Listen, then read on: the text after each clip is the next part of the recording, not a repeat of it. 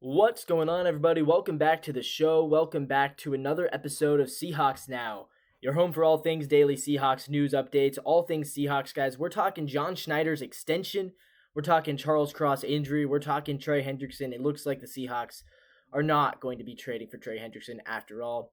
All that and more right here today on Seahawks Now. But first, if you like what you see, hit that like button down below. It really helps the channel out. Subscribe to the channel if you want to see more Seattle Seahawks content. And as always, hit that bell for notifications so you never miss another breaking news alert. All right, guys, today we are talking about this John Schneider extension. Yes, it has happened into the 2030s. If his contract extension lasts all the way through, he will have been the Seahawks general manager for over 20 years. Yeah, this was reported by Fox Sports' Jay Glazer. The new contract extension will last at least through the 2030 draft. He obviously started in 2010, so that would take him through 20 drafts with the organization. Previously, he was under contract until the end of the 2027 draft, so he already had 2 more drafts.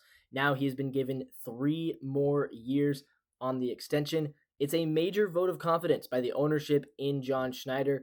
Obviously, he was responsible for, at least partially responsible for hiring Pete Carroll. He was also 100% responsible for helping build that Super Bowl roster in 2013.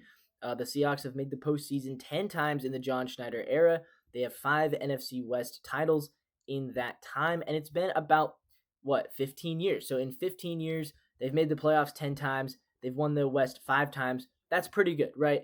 Because theoretically, when there's 4 teams in the division, you shouldn't, the average team's not going to win the division 5 times every 15 years. The average team's going to win it maybe 3 or 4 times every 15 years. The fact that we've done it 5 times, yeah, that's good. We're ahead of the curve. And again, with the playoffs, considering that only 7 out of 16 teams make the playoffs, you'd be expected to probably make the playoffs on average maybe 6 or 7 times every 15 years, not 10 times.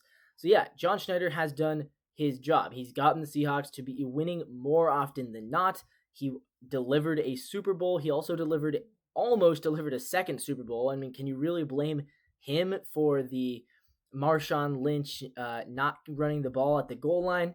Probably not, right? So if John Schneider was the coach, maybe they do have 2 Super Bowls, because honestly, I feel like anyone probably makes the call to just hand the ball off in that spot. But I digress. Yeah, John Schneider's been a good general manager. And so the Seahawks have made it official. They have him under contract through 2031. I'm all for this. Look, I know there's some people who have issues with Schneider. People think that he struggles to draft offensive linemen, and that's somewhat true. He does. People think that, maybe he's a little bit short-sighted when it comes to which positions is he going to pay, which positions is he not going to pay. And again, I can see that. I can see why you might think that.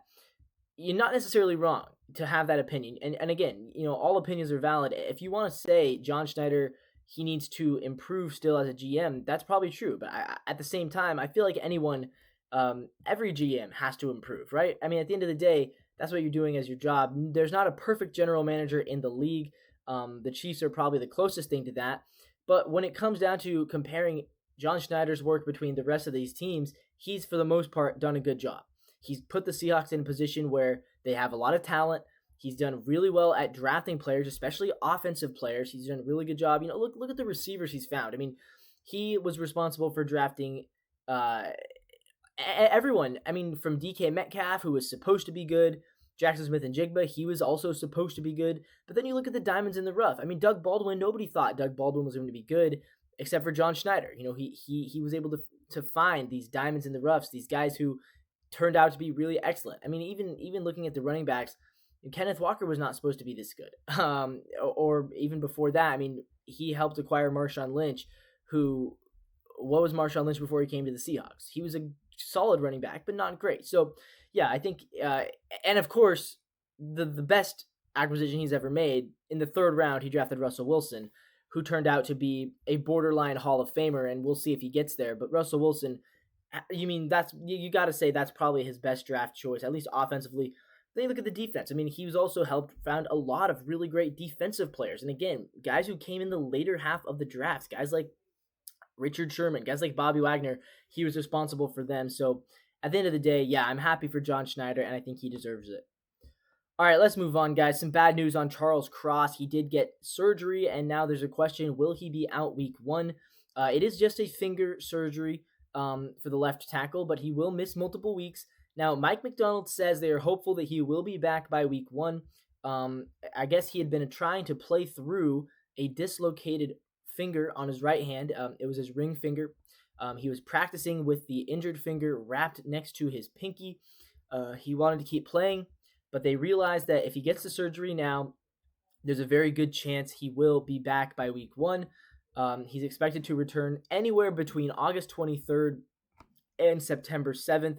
If he can get on the field for August 23rd, that is their last preseason game. That would be awesome if he could get on the field by then. But again, that's only about 3 weeks away, so hard to know if he'll be back by then or not. He did miss the first practice of training camp this week, but yeah, again, so we'll see. Hopefully September 7th, when we play the 49ers in the regular season opener, he will 100% be back for that game. They seem to think so. Mike Macdonald seems to think so. And again, if he can get back any sooner than that, it's a luxury. If you can get him on the field for that preseason game, that'd be great, but I don't think that's essential. McDonald's quote, "We felt like it was a good opportunity to fix it, so we didn't have to worry about it once it heals." He has been the Seahawks starting left tackle pretty much the past 4 years. So this is a guy who is kind of, you could say, the anchor of the offensive line. I think you'd be right to say that. I think he is probably the anchor of this line. He's in his 5th year with the team, and they have yet to have discussions about a contract extension. That's the interesting thing to talk about there. We'll talk more about the contract extension for him maybe tomorrow. Right now, Josh Jones, he is serving as the replacement for Charles Cross.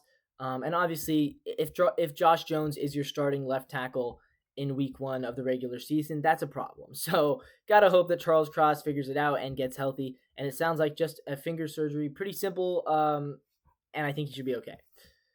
All right, guys, let's move on to my final topic for today, Trey Hendrickson.